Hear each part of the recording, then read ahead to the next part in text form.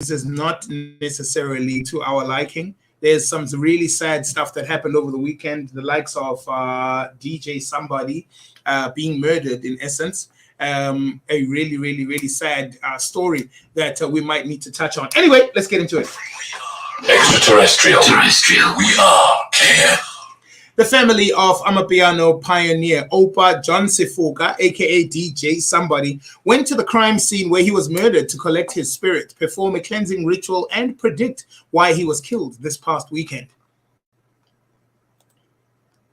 The musician DJ Somebody's family are struggling to come to terms with his passing and were seen at the scene of the crime with police on the weekend, collecting his spirit. Briefly, reports that the Amapiano's producer's family went to collect his spirit this is a spiritual practice where many believe the spirit of the dead must be collected from the place of death to ensure that the deceased can rest peacefully, especially if they died violently. Police spokesperson Colonel Mavela Masondo said they received a complaint of a shooting incident on the corners of Woodmead Drive and Woodland Drive. This happened at around midnight. Upon arrival at the scene, police found two people inside a VW Golf with gunshot wounds. Both victims, a driver and a passenger, were certified dead on the scene. A third person was also shot during the incident. Masondo said that this person was driving a BMW X5. He was taken to the nearest medical care center for treatment of gunshot wounds. The South African singer, national anthem singer Nicole Maholi, has responded to the widespread criticism she has received following her rendition of Nkosi Sikelel Africa before the test between Springboks and Italy in Genoa last Saturday. As is customary at any major sporting event, the national anthem of both teams are sung before kickoff. And Maholi, a South African resident in Italy, was given the honor to belt out the national anthem. However, her rendition of the multilingual South African anthem was poorly delivered and brought on merciless ridicule and derision from social media users. She was off-key from the start to finish, and the anthem was slow, to the point that it was almost offbeat and labored. Maholi's rendition of the anthem sent Springbok fans into overdrive on social media, with many comparing her performance to the famous anthem rendition from Ras Dumisani in the 2009 test against France. Oh, 23 after 9 as we continue. Chris Hani's widow, Limpohani, has lashed out at the Chief Justice. Raymond Zondo said she's saying he failed the country. This follows a unanimous judgment handed down by the Constitutional Court on Monday and penned by Zondo, which effectively saw Janus Wallus, the man who killed Chris Hani, granted parole. The Constitutional Court's judgment comes after Justice Minister Ronald Lamola refused an application for parole from Wallus in 2020 based on the seriousness of his crime. Wallus tried to review Lamola's decision in the Pretoria High Court, but without any joy. And then he tried his luck with the Supreme Court of Appeal, but was again unsuccessful. On Monday, the Constitutional Court ruled that the minister's decision was irrational. Speaking after proceedings, Limpo struggled to contain her emotions. Chief Justice Zondo has failed this country completely, and I'm not going to apologize for that, she said. She feels that the trauma that she and her family were put through at the hands of Wallace was not given due consideration by the Constitutional Court. Councillors in eThekwini municipality have expressed outrage after the city official, who is employed as a forensic investigator tasked with fighting corruption, was arrested for corruption by the police in a sting operation on Friday. The councillors said that the arrest made a mockery of the city's fight against corruption and have called for the cases that he had worked on to be reviewed. The arrest came a day after the city hosted a fraud and corruption awareness seminar on the 17th of November at the Inkosi Albert Luthuli ICC. The official, who is employed as an investigator by the eThekwini City Integrity and Investigations Unit, was arrested on the South Coast and is expected to be in court today. It's alleged that the official called a businessman to tell him he was being investigated by the city and demanded an initial bribe of millions of rands. The bribe was allegedly negotiated down to 200,000 rand. It is understood that at the time of the official's arrest, he had collected 20,000 of the 200,000.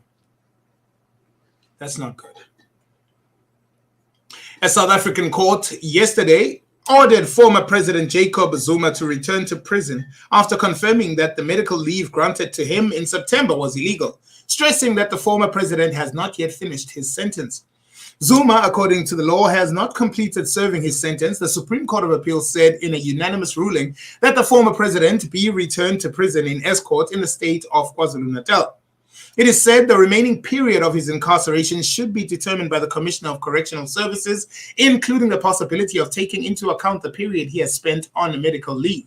Zuma was sentenced to 15 months for contempt of court after refusing to testify in a corruption case and sentenced that triggered the most violent protests in the country's recent history, which resulted in almost 100 deaths. The Department of Correctional Services said in early September that the former president was on medical parole and added that he will complete the remainder of his sentence in the community correction system, where he will comply with specific conditions and will be subject to supervision until the end of his sentence.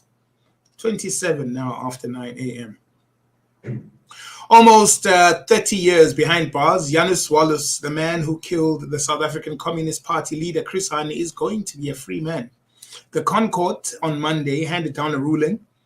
However, he says, I have also borne in mind when the fathers and mothers of our constitutional democracy drafted our constitution and included in the Bill of Rights, they did not draft a bill that would refer to fundamental rights only on those who fought for democracy and not those who had supported apartheid or who were opposed to the introduction of the democracy in the country. They drafted a Bill of Rights that conferred fundamental rights on everyone, including those who had supported apartheid. Hani was gunned down outside his Boksburg home on the 10th of April, 1993, and as he was getting out of his car. Wallace was arrested shortly afterwards after a woman who was driving past him saw and contacted the police. The Pretoria High Court has now heard how two of the men who allegedly killed Senzo Meyiwa grew up together. So Mr. Sbiya and Mr. Ntanzi appointed new lawyers replacing attorney T.T. Tobane. This means Tobane will only be representing accused number 3 and 4, while advocate Zandile Mshololo remains the legal representative for the 5th accused. Meyiwa, who was an Orlando Pirates goalkeeper and captain of the national soccer team Bafana Bafana, was shot at the home of his girlfriend, singer Kelly Khumalo, on October 2014. He was 27 years old. Sbiya and Tanzi have procured new services for attorneys, Sipho Ramosepele, who will be their lawyer going forward. When asked by Judge Chifiwa Maumela why he did not communicate these changes before the matter returned to court, he said he received the instructions on Thursday while he was in another trial in the Randburg Magistrates Court. Finally, and further afield, in our beautiful continent of Africa, there's lots happening, but one of the things that I really feel like we don't focus enough on is the abuse of women, children, and boys by those in the clergy or those who have, religious authority within these institutions. Suspected Islamic extremists have abducted a German priest in Mali's capital, colleagues said on Monday, marking the first kidnapping of a Westerner in Bamako in more than a decade. The Reverend Hans Joachim Locher was preparing to go to celebrate a mass in another part of the city Sunday when he was kidnapped, according to Dia Monique Pare, a colleague at the Institute of Islamic Christian Training. A neighbor later reported having seen the black car without license plate parked in the courtyard of the institute. The car was no longer there after Locher was abducted. There was no immediate claim of responsibility for the kidnapping of the German priest, who has been in Mali for more than 30 years and teaches at the Institute of Islamic Christian Training.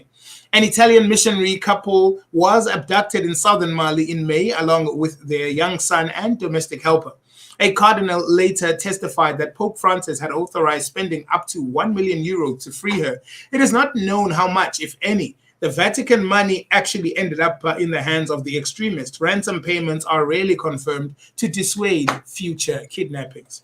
On that note, it's exactly 9:30 and time for us to close off our moments in current affairs for the time being. Good morning. We are Extraterrestrial. Terrestrial. We are KNR. You're listening to the sound. Sound good together. On KNR. In November, the Eastern Cape get involved.